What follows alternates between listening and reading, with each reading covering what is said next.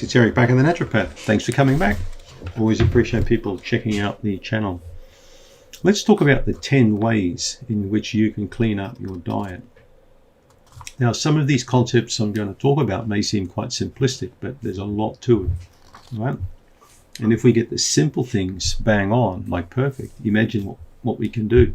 The complicated things will be a snap, right? Because complicated things are made up out of lots and lots of simple things. So, 10 ways to clean up your diet.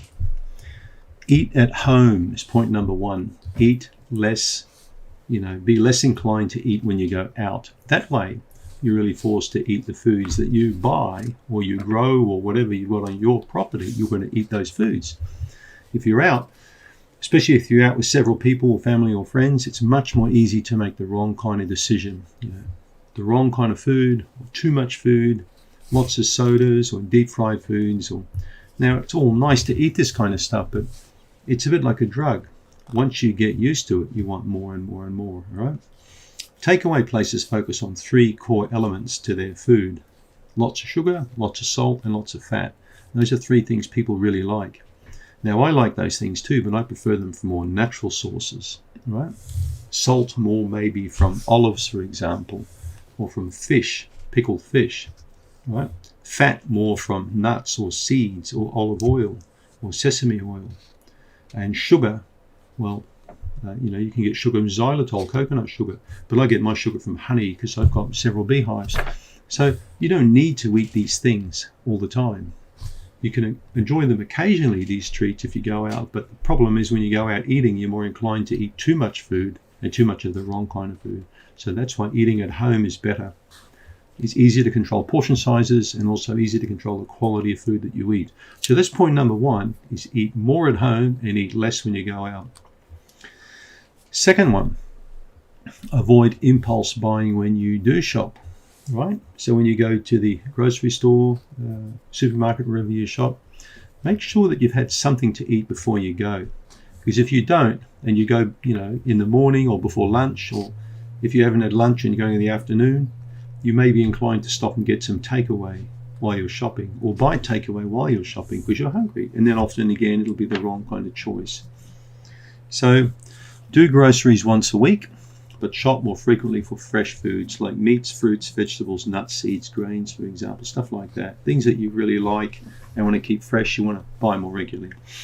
Third point, as I already mentioned before, eat before you leave home. This is a key one, okay? You'll be less inclined to feel like a quick burger and fries through the drive-through when you're out. Yeah. Fourth point, try not to buy refined sugar, bags of white sugar. It's not a good idea. You don't need it. I posted something up on our Facebook page recently about sugar. You may want to have a read of it. It's quite interesting how the sugar industry really took off. So there are more substitutes for sugar than you can ever imagine today. Right? Xylitol, coconut sugar, honey, molasses, and there are so many more that you can look at. You don't need refined white sugar anymore. Molasses is surprisingly nice in a hot drink. It's very nice and it tastes great and it's a really good internal cleanser. So it may seem like sugar. Yes, it is sugar because it's a byproduct left over when they make refined sugar. Okay, they give you the crap, the white stuff, which has got nothing in it except sucrose, and they get rid of the molasses and they send that to, they sell it, and often companies will buy it that feed hogs or feed animals. And I had a good discussion once with a farmer with a lot of pigs or hogs who said one of the best feed he could ever give his hogs was molasses. He said because it cleaned out their whole intestinal tract, and he said the ones that were fed molasses had far less inclined to get parasites or problems in their gut than the ones that were fed commercial hog food. So molasses contains a lot of nutrition. So look it up on Google. It's quite amazing stuff. It's actually a byproduct or a waste product from refined sugar manufacturing. Would you believe it? Point 5. This is a big one. Drink less alcohol. Okay. I love alcohol, especially red wine, but I've learned only to drink it infrequently and small amounts and high quality. I don't drink every day. When I do drink, it's usually one good sized glass of a really nice red wine, a good quality red wine. And that's all you need. When you drink the cheap stuff in those bags, you got to drink glass after glass. And It's just no good. Now, I've just made some notes here. In my experience, many people drink a little bit too much. And particularly when they get into my age, their 40s, 50s and 60s, they're more inclined to sit there in front of TV with a glass of wine or, some cold alcoholic beverage. So often people, when they get older, got a bit more money, a bit more time, they socialize more, and they drink too much. All right? I've said that 3 times now. Drink too much. So that's a big one. That's one of the most important points on cleaning up your diet is alcohol reduction. Right? Point number 6, try to grow some of your own produce, some of your own fruits or vegetables. It's a really, really nice way to clean up your diet. That's right. It's a very clever idea, particularly if you're not going to use chemicals to spray to kill weeds all around the place, particularly if you're not spraying chemicals all over the plants that you're going to eat. It's going to give you a lot of satisfaction. I know many people during this COVID period have taken up, as you can say, the indoor garden. A lot of people are doing indoor gardening now, but you can also look at vegetable cultivation. Seeds are easy to get, and I've got a lot of tomatoes going in this year. I'll talk about another time about the Moon Glow, the yellow tomatoes. Go to Google and type in Moon Glow tomatoes, especially in New Zealand. Have a read about the lycopene in Moon Glow tomatoes. I prefer to grow the heritage or the old varieties of things because they're packed with nutrition. Today, everything's bred for colour and sweetness. It's not really for nutrition anymore. So even herbs, you could grow some parsley, for example, in a pot. A very simple thing to do. And it's very rewarding and very satisfying and cost-saving. Right? So that's point 6. Try to grow some of the stuff that you eat. Maybe you could put in a lemon tree. Maybe you could put in an apple tree. Point 7. Get used to drinking water. Plenty of water. Especially when you're hot or thirsty. So how do you know when to drink? Well, you'll know when you get intuitive and you drink a lot of water like I do. You'll know when you want more water and when you want less water. You don't always need to drink 8 glasses of water a day, right? You're not a robot, but you need to drink. And particularly now we've got spring coming into summer, so I'll definitely be drinking more water than I did last year. And your skin will really improve as a result. Number 8, ditch the cheap blended vegetable oils. Every time I go to a supermarket to buy toilet paper, this is probably the only thing I buy there, I see these big containers of vegetable oil, blended vegetable oils. They're clear, they allow the light in.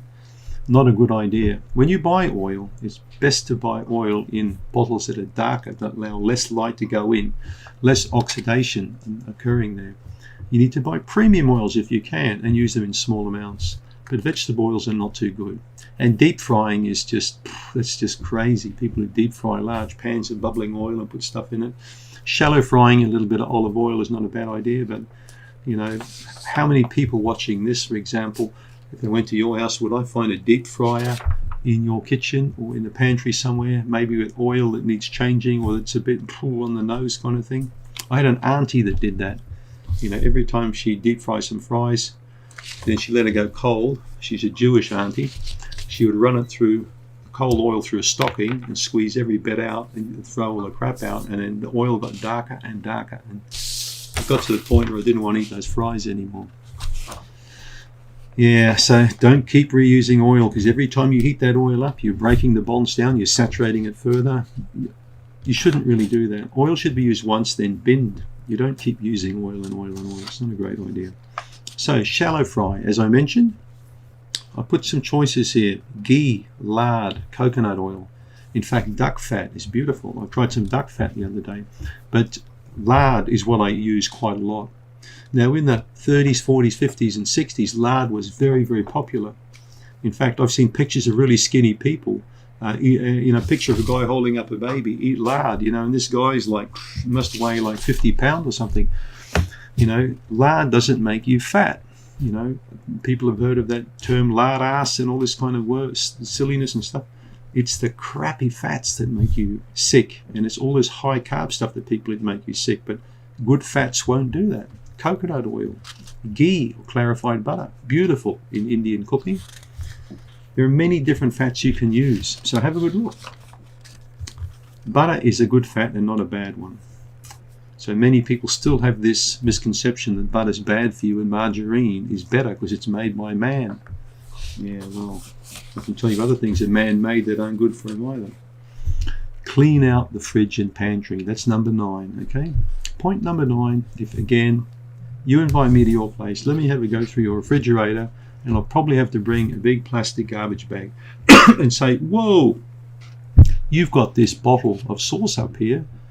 How old is it? Oh, I don't know. I used that about 4 years ago when we had Auntie Mary over. I said, bin it. How many times have you seen something that needed throwing a long time ago? Molds grow in these foods. Have you ever opened up a container and seen mold in it and scraped it away a bit so you can get the stuff underneath? This is how people get sick. So always look at expiry dates and bin stuff that needs binning. Keep your fridge clean. At least once, if not twice a week, take the vegetable crispers out and wash them right down. A couple of drops of vanilla essence is really nice. If you get the pure stuff, not the fake stuff. Just put 2 drops of pure vanilla essence on a clean cloth and just wipe that on the inside of your vegetable crisper. You smell that. It smells beautiful. And it stays nice too. Point number 10. All right. Now, many people won't agree with this, but I think it's a good point. Have at least 1, if not 2 days of the week where you eat no meat at all. You just eat vegetables. You just eat some legumes. Okay? You'll just maybe eat some soup or something, but just get away from meat every single day, especially 2 or 3 times a day. I've noticed many people quite concerned when I say that, and some of the comments that I've seen are quite disparaging and really worry me. One comment I saw on Facebook recently was that if you don't eat meat at least once a day, you'll get very sick and die. I mean, where does that nonsense come from? And I've seen other comments where people say that if you need to eat meat-only diet because that will starve the Candida. I mean, this is just stupid talk. It doesn't mean anything. So, but if you are a meat eater, and I am, and a lot of people are, but I'm not really a red meat eater anymore. I go more for fish. I think at least 1, if not 2 days where you have meat-free.